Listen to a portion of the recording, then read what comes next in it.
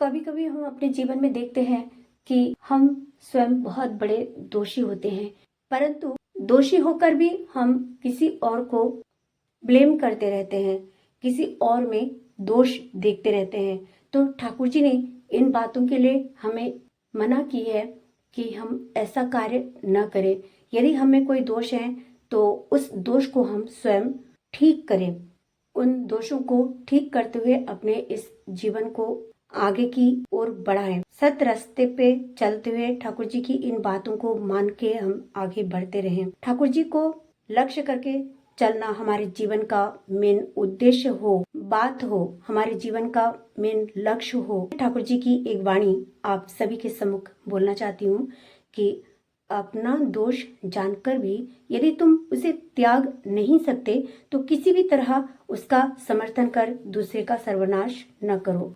तुम यदि सत बनते हो, तुम्हें देखकर हजार हजार लोग सत हो जाएंगे, और यदि असत बनते हो, तुम्हारी दुर्दशा में संवेदना प्रकाश करने वाला भी कोई नहीं रहेगा।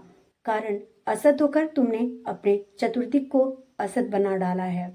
तुम ठीक ठीक समझ लो कि तुम अपने अपने परिवार के, देश एवं देश के वर्तमान भविष्य के लिए उत्तरदायी हो। नाम यश की आशा में कोई कार्य करने जाना ठीक नहीं, किंतु कोई भी कार्य निस्वार्थ भाव से करने पर ही कार्य के अनुरूप नाम यश तुम्हारी सेवा करेंगे ही। अपने लिए जो भी किया जाए वही है सकाम, और दूसरे के लिए जो भी किया जाए वही है निष्काम। किसी के लिए कुछ भी चाहने को ही निष्काम कहते हैं। केवल ऐसी बात नहीं है, दे दो, अपने लिए कुछ भी मत चाहो, देखोगे सभी तुम्हारे होते जा रहे हैं। वर्तमान समाज की यही तो बात है कि हम लोग कुछ देना तो नहीं चाहते हैं, परंतु पाना जरूर चाहते हैं, और यदि कुछ पाते हैं तो हम देना चाहते नहीं। हमारे अंतर्मन में ये भावना जगती नहीं। तो इसी संबंध में ही ठाकुर जी ने कही है कि यदि हम किसी से कुछ प्राप्त करते हैं, यदि कोई हमें कोई वस्तु देते हैं, उसके विनिमय में हमको उसको भी कुछ देना चाहिए। यही नियम होता है। मानव जन्म को सार्थक करने के लिए ये भी एक बहुत बड़ी बात होती है।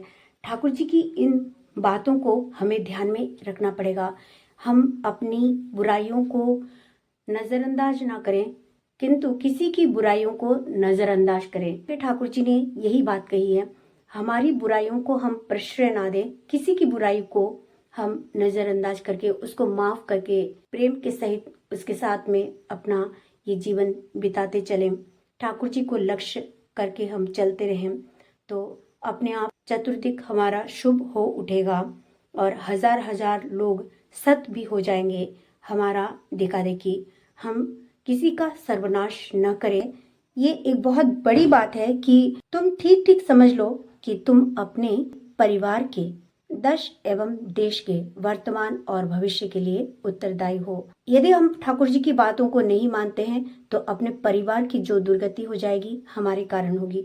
यदि ये देश बिखरेगा तो भी हमको ये समझना चाहिए कि ये भी हमारे ही कारण हुआ है। ठाकुर जी का कहना ये था कि प्रत्येक इंसान यदि इस भावना से चले तो हम अपने परिवार को सुदृढ़ कर सकते हैं, इस देश एवं देश को सुधार सकते हैं, अपने वर्तमान को सुदृढ़ करके भविष्य को बेहतरीन बना सकते हैं, सुखद बना सकते हैं, सार्थक कर सकते हैं। हाँ, पर एक चीज का ध्यान हम सभी को रखना पड़ेगा कि हम कोई भी कार्य नाम यश की आशा में ना करें, किंतु कोई भी काम हम यदि निस्वार्थ भाव से करेंगे तो ठाकुर जी उसके अनुरूप नाम यश ठाकुर जी ही करा देंगे। हम अपने लिए कुछ भी ना चाहें, दूसरों के लिए निस्वार्थ भाव से सत्कर्मों में डूबे रहें, उनको ठाकुर जी के रास्ते पे आगे बढ़ाएं, ठाकुर जी का पद दिखाएं, और हमेशा सत्य राहों पे चलते चलते अपने जीवन को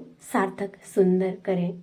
अपने ठाकुर जी को खुश करते चलें, देखिएगा ठाकुर जी ही हमको खुश कर देंगे। आज ठाकुर जी की इन्हीं सुंदर बातों को आप सभी तक पहुंचाने का लक्ष्य ही यही है, ताकि हम और आप, हम सभी ठाकुर जी के अनुसार चल सकें, अपने जीवन को सुधार सकें, इस समाज का मंगल कर सकें, इस देश का मंगल कर सकें। ठाकुर जी की इन्हीं वाणियों के सहित आज यही आप सभी से विदा लेना चाहूंगी। आप सभी की मंगल कामना प्रभु श्री चरणों में करते हुए आज यही आप सभी को प्रणाम। जय गुरु, वंदे पुरुषोत्तमम।